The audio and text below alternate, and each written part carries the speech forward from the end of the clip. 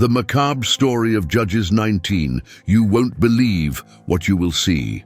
The story of Judges 19 and the following chapters is among the most shocking and revolting narratives in all of Scripture. The cruelty of the old host and the Levite, as well as the monstrosity of the men of Gibeah, leave us speechless in the face of such abomination. However, the actions of the old man and the Levite in chapter 19 are only the beginning of a litany of cruelties, crimes, and catastrophes, as the evils of that night in Gibeah explode into a conflagration that devastates the entire nation and nearly eradicates the tribe of Benjamin from Israel. Despite the violence and depravity of Judges 19 to 21, this dark passage of Israel's history is not excluded from the musical order of the Scriptures. Its significance is fully realized only within the context of this greater order, for within it, it is connected to other events and eras. Indeed, its presence at the end of Judges, though out of historical sequence, serves to frame it as a narrative that culminates in expressing the moral state of Israel without a king, highlighting the themes of the book. Similarly, the events of 2 Samuel 24, also out of historical sequence, serve to highlight the movement of the book's themes toward the future establishment of the temple. The narrative that begins in chapter 19 tells of a Levite who had a concubine, a young woman from Bethlehem. After a dispute, she returned to her father's house. The Levite went after her to bring her back and stopped in Gibeah, a city belonging to the tribe of Benjamin. No one took them in for the night until an old man gave them shelter. However, the men of the city surrounded the house, demanding to abuse the Levite. Faced with their diabolical determination, the old man offered his own daughter, but when they refused, the concubine was thrown outside. She suffered indescribable violence throughout the night and died on the doorstep. In the morning, the Levite placed her body on a donkey and went home as if nothing had happened. There, he cut her body into 12 pieces and sent them to the tribes of Israel.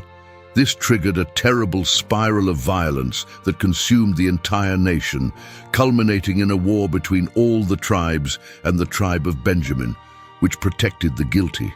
After 2 crushing defeats, the tribes of Israel desperately sought women for the surviving Benjaminites, so that the tribe would not disappear.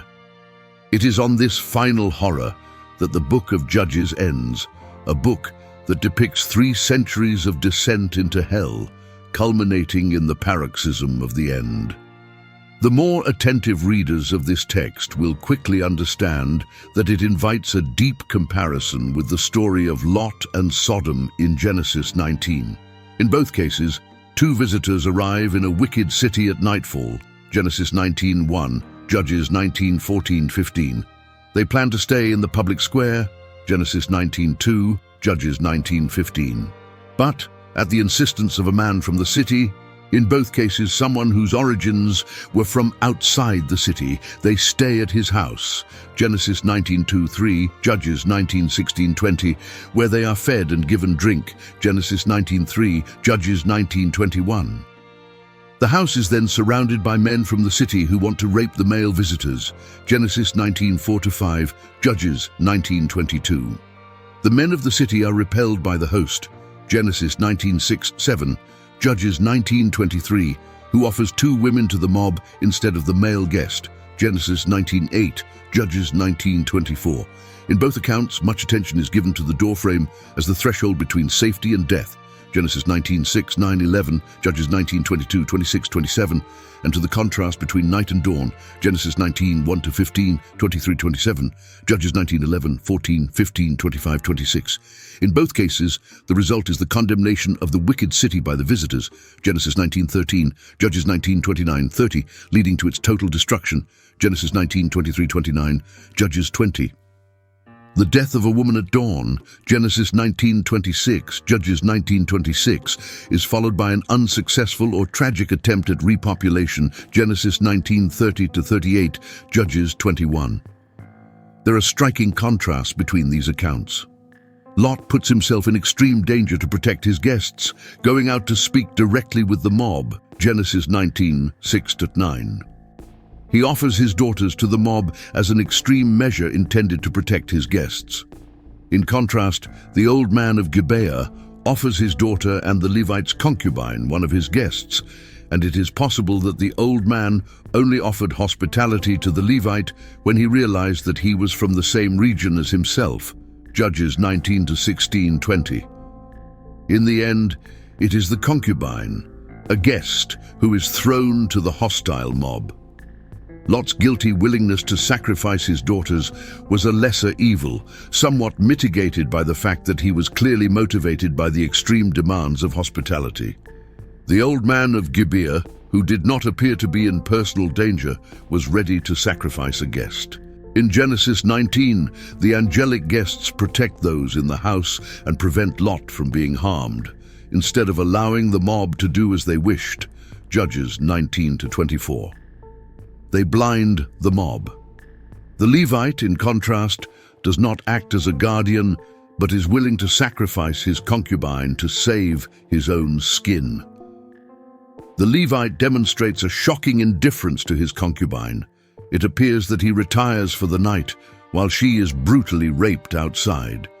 In the morning, he wakes up and, eager to continue his journey, addresses her harshly, showing no concern for her well-being after the horrible treatment she suffered during the night.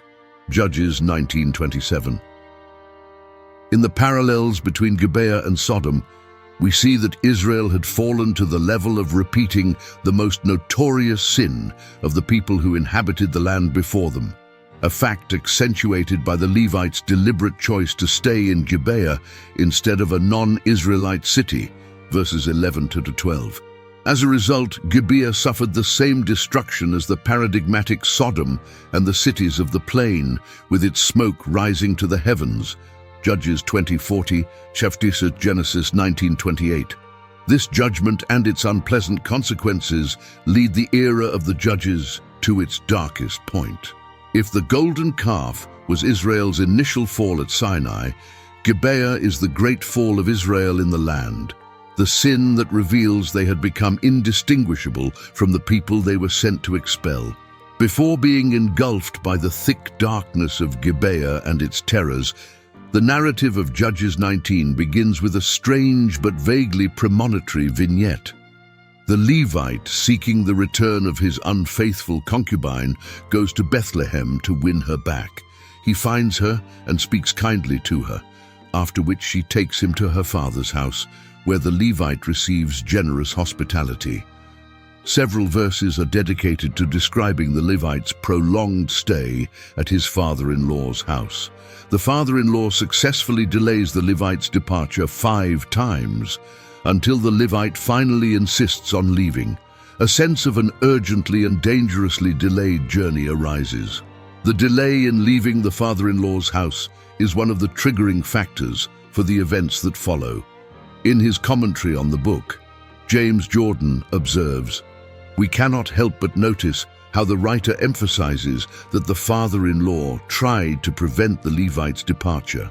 We might expect the writer to say that the girl's father tried to encourage the Levite to prolong his visit, but when we read repeatedly that the father-in-law persuaded him to stay a bit longer, we are alerted to a theme of retention. Now, the Levite was a man with a vocation, a task. He was supposed to be the shepherd of a local community in the remote part of Ephraim. Staying away for too long would result in neglecting his task. Thus, after 3 days, he wants to leave. However, the girl's father holds him back.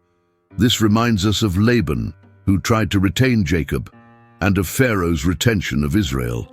Again, there is no indication of a moral parallel between this father-in-law and Laban or Pharaoh, but there is a formal parallel. 3 days is indeed the appropriate time for a definitive break to go on one's way, but the father-in-law persuades the Levite to stay longer. In total, the father-in-law tries to retain the Levite 5 times, v4, 5, 6, 7, 8, 9. The number of verses dedicated to this episode and the frequent repetitions within it suggest that this is a more significant part of the narrative than often assumed. This episode, placed at the threshold of the narrative, is indicative of the dramas to come. In verse 13, there is a reference to Ramah, which in Jeremiah 31:15 is associated with Rachel, who died after giving birth to Benjamin on the road to Bethlehem, Genesis 35:16-20. Subtly resonating beneath the text, we hear the story of Rachel, a woman who stayed too long in her father's house with her husband and who later died on a journey interrupted on the way to Bethlehem. The treatment of the Levite's concubine by the Benjaminites of Gibeah takes on additional tragic significance when considering the similarities with Rachel. The Benjaminites kill a woman who reminds them of the mother who died giving birth to them.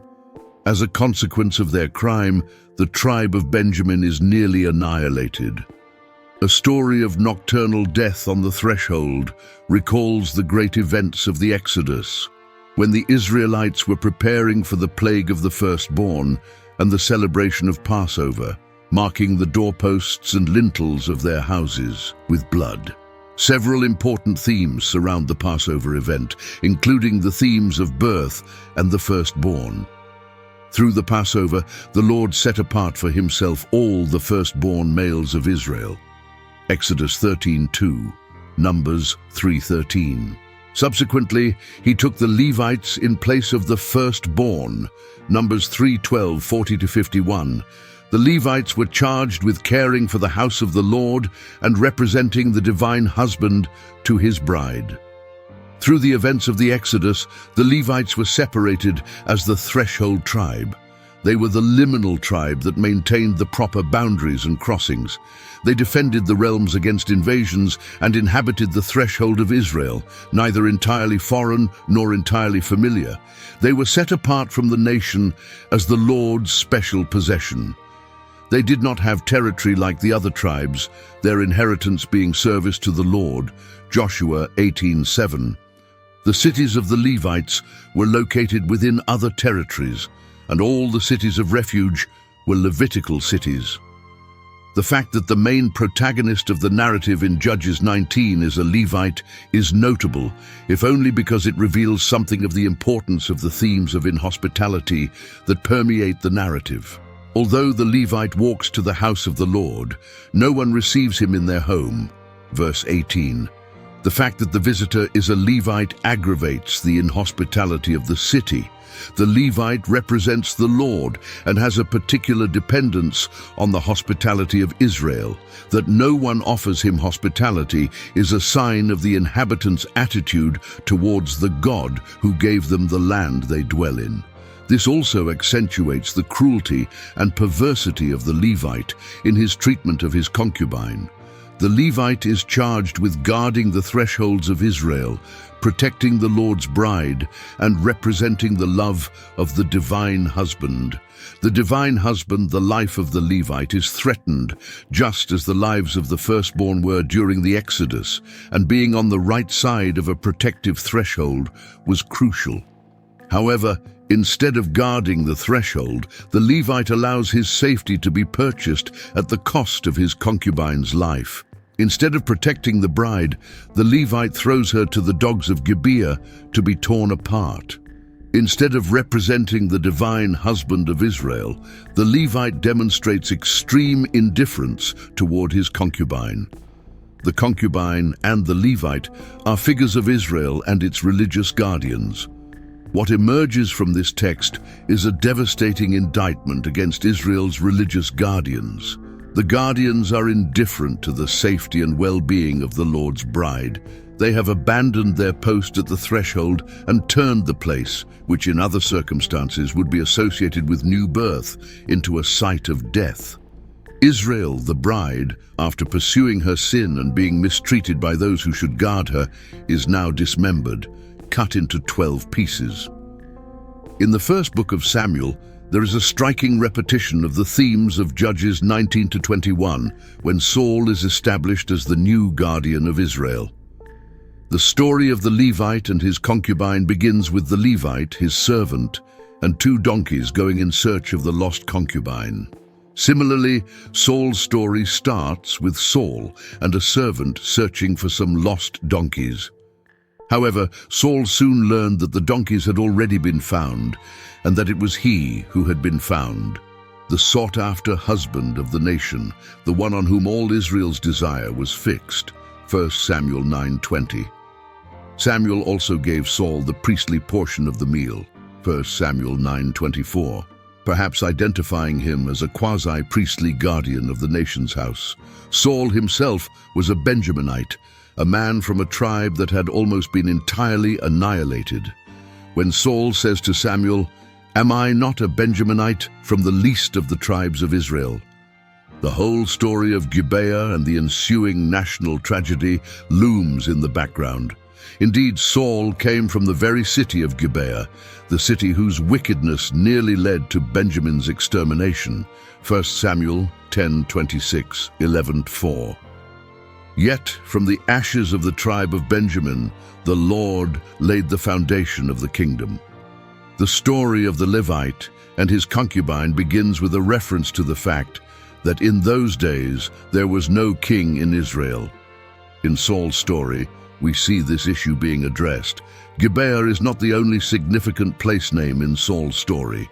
Saul receives the first sign of the predicted kingdom near Rachel's tomb, 1 Samuel 10:2. The place where the mother of the tribe of Benjamin died in childbirth, and which had since become associated with the near destruction of the tribe, became the site where the first sprouts of new life pierced the once burned ground. In 1 Samuel 11:1, the city of Jabesh-Gilead is severely threatened by Nahash the Ammonite. In Judges 21, the city of Jabesh-Gilead had been almost entirely destroyed for not joining the rest of Israel in the fight against the Benjaminites. News of the danger to Jabesh-Gilead reached Saul in Gibeah, just as the Levite cut the body of his concubine into pieces and sent them throughout Israel. Saul cut a yoke of oxen into pieces and sent the pieces throughout Israel, summoning all to respond to his call or face the same fate. 1 Samuel 11:7. However, unlike the Levite, Saul dealt with the situation justly. The actions of the Levite after the rape and murder of his concubine were largely a continuation of his shameful selfishness and insensitivity. He treated his concubine's body as an accessory and sought destructive vengeance while concealing his own complicity in the matter. Judges 20:4-6. He is the center of his account of events. The lords of Gibeah rose against him, surrounded the house because of him, and sought to kill him. He does not mention that he allowed his concubine to be thrown to the mob, somehow managing to present himself as the primary victim. Had there been a king in Israel, one suspects that these events would have been handled more carefully. Instead, as in the case of Dinah in Genesis 34, the mistreatment of a woman was responded to not with true justice, but with an explosion of male-centered vengeance, resulting in more women becoming victims, especially in chapter 21, when Jabesh-Gilead was surrounded by threatening men, summoning them to face a cruel fate. 1 Samuel 11:2-3. The new guardian of Israel, with the Spirit of God upon him, fought to protect them. The atrocity of Gibeah and its dreadful consequences are overcome as the themes of Israel's sin are replayed and slowly unraveled by divine grace. Old associations of wickedness are replaced by new associations of justice and redemption.